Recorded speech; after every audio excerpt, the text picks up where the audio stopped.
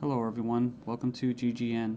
Today is Friday, June 29th, 2012, and I'm Darko. This is my website, ggnonline.com. There's a poll up there, you can check on it and vote how long until a drone kills the first American on American soil. So far, the majority are saying within the next year, followed by the next 2 years. You can follow GGN with your email address, also on YouTube, ddarko2012 and ddarko2013. And if you'd like to help, you can donate right there. So, and there's also a little news archive there. So, I'm ready to go here, and we're going to cover the economy. And the biggest news, of course, is Obamacare approved. It was kind of shelved for a while there, and now it's back from the dead. So, and a little bit of eugenics, because you have financial warfare, and then you have social warfare, you have eugenics, and it kind of all just is immersed, right, in the same global agenda. So it says here, Obamacare approved, IRS to force Americans to buy health insurance. It says it's a victory for Obama and a travesty for the middle class. The Supreme Court upheld Obama's health care mandate, empowers the IRS to begin to regulate America's health care by 2014. Expect IRS thugs armed with shotguns knocking at your door to fine you almost $700 a person or $2,000 per household for failure to purchase health insurance. If you fail to pay the outrageous fine, expect to be sued by the IRS. It says here that revised healthcare laws remove the penalty of almost $250,000 in imprisonment up to 5 years.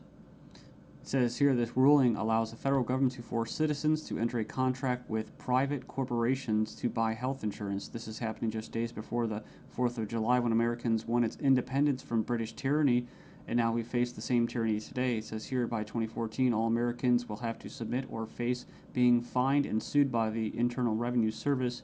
The American people are already struggling financially with record unemployment, inflation, and trillions of dollars in national debt. By the time health insurance becomes mandatory, the middle class will be financially bankrupt. This is the reason why the military and police are preparing for martial law in the U.S. streets, says because people will revolt against the system that has basically turned people into financial slaves. So it says here that they're conditioning Americans with checkpoints and speed traps, army drones to spy on us. We're going to cover all this, rolling out the tanks and putting military goons on residential streets to prepare us for what is to come in the future. It says here the Bilderberg Group discussed in Spain about wanting to level America into a third world impoverished nation where we're all poor under world government dictatorship. It says here soon the Americans' standard of living will drop significantly, and it won't just be the standard of living, it will be their age of death, right? Their basically the average lifespan. It says here services will be cut. We're going to get into that too, death pathway and stuff like that. Taxes will be increased until we become so poor that we are unable to fight, and resistance will be futile. As Americans issue split decision on healthcare ruling, nearly 2/3 believe politics played too great a role. So it says Americans are sharply divided over Thursday's Supreme Court decision on the 2010 healthcare law, with 46% agreeing and 46% disagreeing with the High Court's ruling that the law is constitutional. Then you have from the Daily Bail, Obamacare complicated. Check out the flow chart. And yeah, there's our buddy, the IRS, right there. But it's just a god-awful mess. And you have Secretary of Health and Human Services in the middle. All these different invested interests, all these different bureaucracies. And the biggest invested interest that helped write the bill was the insurance companies. And they're the ones that are going to basically, how could you say, not profit. Well, they will profit, but they're going to get the best advantage from this, right? And if you would like an anarchist perspective on the whole Obamacare thing, I think Stefan Molyneux did a pretty good analysis of this. I think he held back a lot. I think he's gone over it and made his point so many times, his argument, that he was actually kind of just laid back about it. So it's kind of nice. It's 18 minutes, not too long. The truth about Obamacare, yes, it's even worse than you think. And right here in the description, he puts in there the 6 facts that he presents in his argument. So fact 1, there is no law in the U.S. anymore. Basically what he's saying is that if they could just do anything, then there's no law, right? And it's tricky because, in quote, in a stateless society, there would be what? No law. Well, there would still be common law. See, this isn't common law. This is political law. That's why you have pigs, political law enforcement, and the like that are going to be enforcing this, federal agents and that. So in other words, what he's saying is that you might as well just have no government, because right here you have a dictatorship with, quote, laws, right? They have laws that basically write in a dictatorship. So we have here Obamacare is an admission that all previous government healthcare programs have failed. So, and this is true. I remember the recording, about Nixon and stuff like that, getting people on Medicaid. It doesn't really matter whether it's good or not. And in fact, costs have already doubled from initial estimates, and that's usually how it works. As soon as this gets closer to fruition, oh yeah, some hidden costs. Sorry, guys. Fact 4, 70% plus of healthcare issues result from individual choice. So the thing about it, he's talking about smoking, drinking, eating basically a lot of bad food and stuff like that. You can actually help. But a lot of these people that are going to, quote, benefit from this are not going to be doing anything to help their own health, right? So it says here the inability to discriminate on pre-existing conditions is an essential driver of healthcare cost. So I think what he's saying there is it's not very free market. It says here that the fines for non-compliance are destined to rise enormously. We have 15 reasons why the Obamacare decision is a mind-blowing disaster for America. It was actually, it says here it was voted 5-4 decision to uphold the vote. And it says here, the bill, it says here the swing vote was Chief Justice John Roberts, who was appointed by George Bush, W. Bush. And not that you'd have any confidence in the judicial system as it stands, just based off past history and their track record. It says here, after the vote today, it is hard to have any faith in the U.S. Supreme Court. I guess they're saying because he was quote conservative. According to the Supreme Court, the federal government has the power to force you to buy private goods and services. And it goes on and says here that it's another step away from individual liberty, another step towards a nanny state. I hate that word. But it says here IRS is now going to be given the task of hunting down and penalizing Americans. And it says here, in fact, the Obama administration has given the IRS $500 million extra outside the normal appropriation process to help them enforce the provisions of Obamacare they are in charge of overseeing. It imposes more than 20 new taxes on the American people. And you can click the link there. If you click the title of this article, you can find it and check it out. So it says here, number 5, in an attempt to control costs and promote efficiency, Obamacare limits the treatment options that doctors and patients can consider. In other words, the death pathway, right? With the British system, this is likely to result in a decrease in life expectancy. That's what I was talking about in the United States in the beginning of this video. So yeah, it's going to send health insurance premiums soaring, especially for younger Americans. And, it's going to crush small businesses, as they say. And number 9, Obamacare is going to make the emerging doctor shortage in America a lot worse. So hundreds of thousands of doctors are leaving the medical profession because of this. It says here it's already forced the cancellation of dozens of doctor-owned hospitals. And it says here that the following is one example from the Alliance Defense Fund. It's an insidious little provision. It says here, did you know that this bill, you'll have to pay for life-saving drugs, but life drugs are free. So 100% free. If this plan were really about health care, it would be the other way around. So yeah, it's like robbing from the future to pay for the living. So and it just turns into a god-awful mess. It's not even just politics, it's generational. 13 reasons why the revolution might start with Obamacare. Go in there and check that out. I'll just name a few and you can hopefully go in there and check it out. It says here that's a direct tax which is unconstitutional under Article 1, Section 9.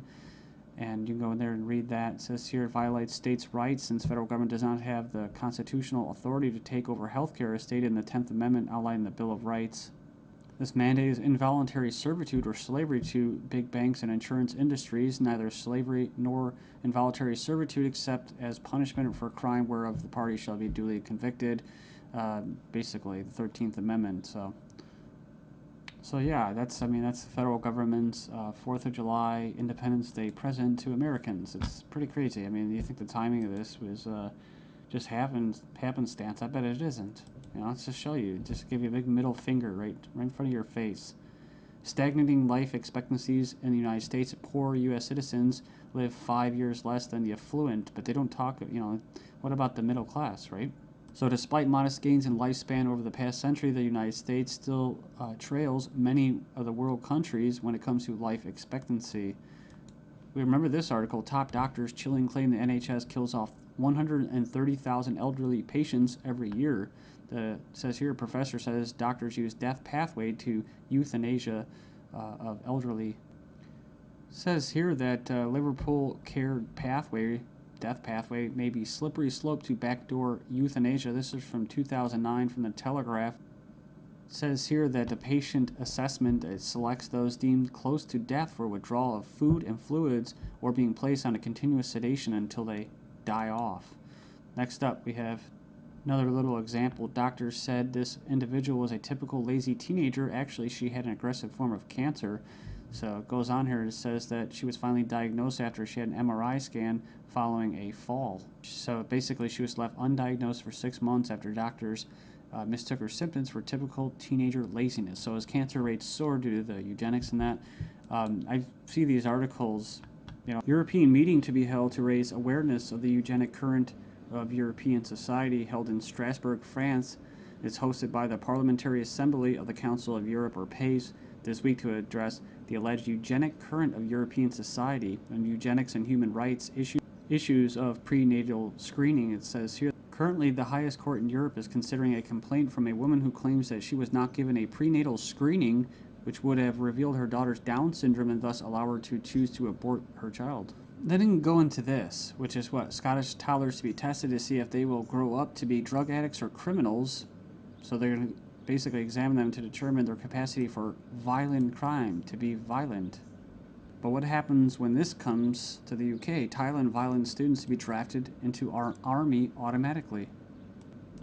And another possibility is this. Desperate Europeans try to sell kidneys and lungs being offered for as much as $250,000 as Europeans are grappling with the economic misery. Illegal organ sales are on the rise with desperate sellers willing to basically part with their kidneys, corneas, bone marrow, and even lungs to put food on the table. Because here organized criminal groups are preying upon the vulnerable on both sides of the supply chain. So they're not just talking about Israel, they're talking about internet ads spotted across Italy, Spain, Greece, Russia.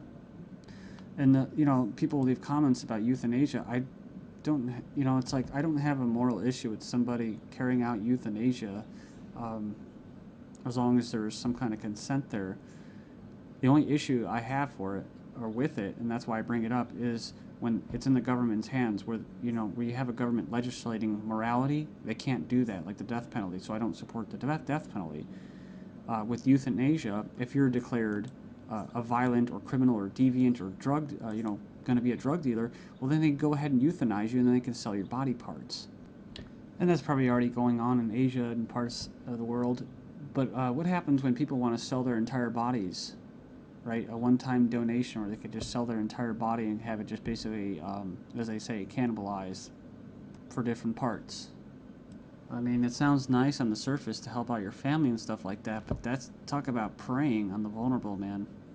Then we have this guy, Jim Rogers, saying that financial Armageddon will happen despite the EU deal. Says the solution to too much debt is not more debt. 2 suicides in 2 days. Greece sees social backlash of crisis. I guess basically they leapt to their death. One of them was a 70-year-old man who jumped from his flat after a court clerk stopped by to issue him an eviction notice on Friday. 17 reason to be extremely concerned about the second half of 2012. Look at this. The IMF research paper showed banking crisis is far more likely to start in September than any other month. It says here Moody's downgraded the credit ratings of